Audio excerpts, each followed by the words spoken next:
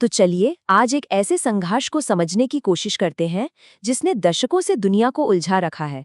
ये कहानी है जमीन के एक ऐसे टुकड़े की जो इतिहास, सियासत और न जाने कितनी ही इंसानी त्रासदियों का केंद्र बन चुका है। आज हम गाजा के अतीत, वर्तमान और भविष्य की एक यात्रा पर निकलेंगे। देखिए, इस पूरी उलझन को वाकई में समझने के लिए हमें इसकी जड़ों तक जाना होगा। हम शुरू करेंगे इसकी ऐतिहासिक पृष्ठभूमि से, जहां आज के हालात के बीज बोए गए थे। फिर हम देखेंगे आज के युद्ध की भयावहता को, समझेंगे कि इसका पूरी दुनिया पर क्या असर हो रहा है, और आखिर में उस अनिश्चित रास्ते पर भी नजर डालेंगे जो शायद शांति की ओर जाता हो। तो चलिए, सबसे पहले चलते हैं समय में पीछे। बात है 20वीं सदी की शुरुआत की, एक ऐसा दौर जहां दो बड़े सपनों का टकराना लगभग तय था। असल में कहानी की असली शुरुआत यहीं से होती है। ये जो टाइमलाइन है ना, ये हमें कुछ बहुत ही ज़रूरी पड़ाव दिखाती है। सब कुछ शुरू हुआ 1890 के दशक में, जब ज़ायोनिज़्म के साथ एक यहूदी राष्ट्र का सपना देखा गया।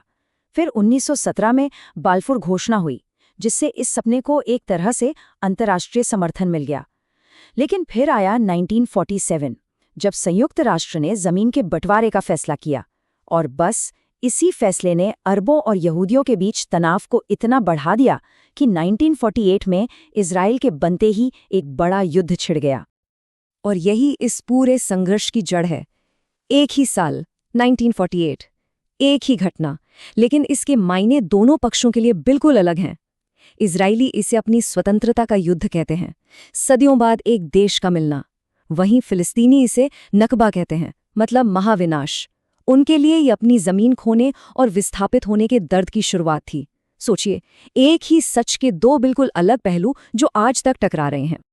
7.5 लाख, ये सिर्फ एक आंकड़ा नहीं है, ये उन लोगों की संख्या है, उन परिवारों की कहानी है जिन्हें 1948 में या तो अपना घर छोड़कर भागना पड़ा या उन्हें निकाल दिया गया। यहीं से वो शरणार्थी संकट शुरू हुआ जिसका असर आज भी गाजा और आसपास के लाखों लोगों की जिंदगियों पर दिखता है। तो 1948 के उस युद्ध ने आने वाले भविष्य के लिए एक खतरनाक पैटर्न बना दिया था। इसके बाद के दशक शांति नहीं, बल्कि बार बार होते युद्धों और कब्जे की एक कभी न खत्म होने वाली कहानी बन गए।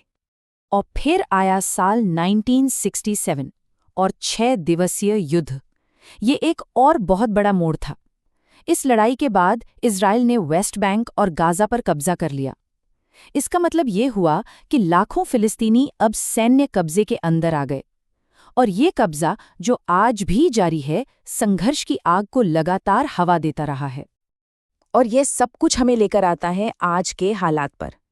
7 अक्टूबर 2023, इस तारीख ने संघर्ष को एक ऐसे नए और क्रूर मोड़ पर ला खड़ा किया जिसकी भयावहता ने वाकई पूरी दुनिया को हिलाकर रख दिया।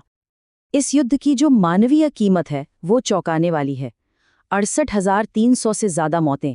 ये आंकड़ा हाल के इतिहास में किसी भी इजराइल फिलिस्तीन संघर्ष से कहीं ज्यादा है। और हमें ये याद रखना होगा कि हर नंबर के पीछे एक इंसान की कहानी है, एक जिंदगी है जो अब नहीं रही। देखिए, संयुक्त राष्ट्र के सेक्रेटरी जनरल एंटोनियो गुटेरेस के इन शब्दों ने पूरी दुनिया का ध्यान खींचा।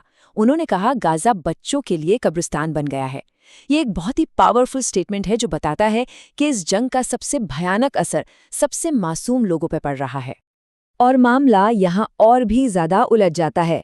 संयुक्त राष्ट्र के कमीशन ने अपनी जांच में पाया कि दोनों ही पक्षों ने युद्ध अपराध किए हैं।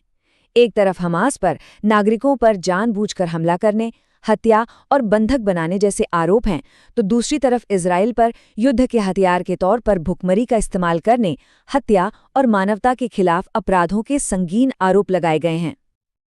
अब सवाल उठता है कि इस युद्ध का असली मकसद क्या है। इजराइल का आधिकारिक तौर पर कहना है कि उसका लक्ष्य हमास को जड़ से खत्म करना है, लेकिन कई लोग, जैसे भारत में फिलिस्तीन के राजदूत, इसका एक अलग ही मतलब निकालते हैं।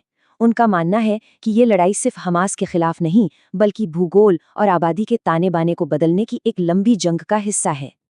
और देखिए, ये समझना बहुत ज़रूरी है कि ये लड़ाई अब सिर्फ इजराइल और फिलिस्तीन तक ही सीमित नहीं है। इसकी लहरें पूरे मिडल ईस्ट से होते हुए दुनिया भर में महसूस की जा रही हैं, और ग्लोबल ऑर्डर पर इसका गहरा असर पड़ रहा है। कैसे? देखिए, लाल सागर में हूती विद्रोहियों के हमलों ने ग्लोबल ट्रेड को डिस्टर्ब कर दिया है। उधर लेबनान बॉर्डर पर इजराइल और हिजबुल्ला के बीच लगातार झड़पें हो रही हैं। ईरान और इजराइल के बीच एक प्रॉक्सी वॉर तो चली रही है, और इस सब को रोकने के लिए अमेरिका भी पूरी तरह से इसमें शामिल है। मतलब एक छोटी सी चिंगारी पूरे क्षेत्र में आग लगा सकती है। अब बात करते हैं भारत की। इस क्षेत्र में कोई भी अस्थिरता भारत के लिए बहुत मायने रखती है। क्यों? क्योंकि करीब 90 लाख भारतीय वहां रहते हैं और काम करते हैं। हमारी 80% तेल की सप्लाई वहीं से आती है, और तो और आईमैक जैसे बड़े आर्थिक कॉरिडोर का भविष्य भी इसी इलाके की शांति पर टिका है। मतलब हमारे लिए दांव पर बहुत कुछ लगा है।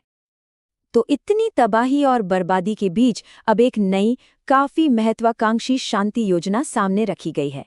लेकिन सवाल वही है, क्या ये कोशिश कामयाब हो पाएगी जहां पहले की सारी कोशिशें फेल हो चुकी हैं? तो आखिर इस 20 सूत्रीय योजना में है क्या? चलिए इसके कुछ मुख्य बिंदुओं पर नजर डालते हैं।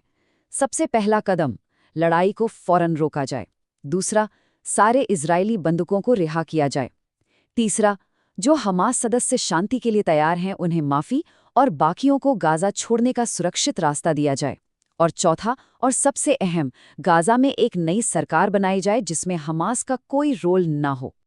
लेकिन इस योजना में एक बहुत बड़ा पेंच है। ये पूरा का पूरा प्लान इस बात पर निर्भर करता है कि हमास इसे मंजूरी दे। यानी आप उसी संगठन से सहमति मांग रहे हैं जिसे आप सत्ता से हटाने की बात कर रहे हैं। ये अपने आप में एक बहुत बड़ा विरोधाभास है।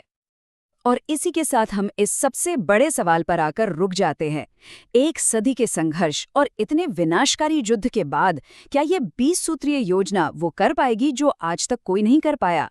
क्या ये वाकई में शांति ला सकती है, या फिर ये भी इतिहास में एक और नाकाम कोशिश के तौर पर दर्ज हो जाएगी? इसका जवाब तो खैर आने वाला वक्त ही बताएगा।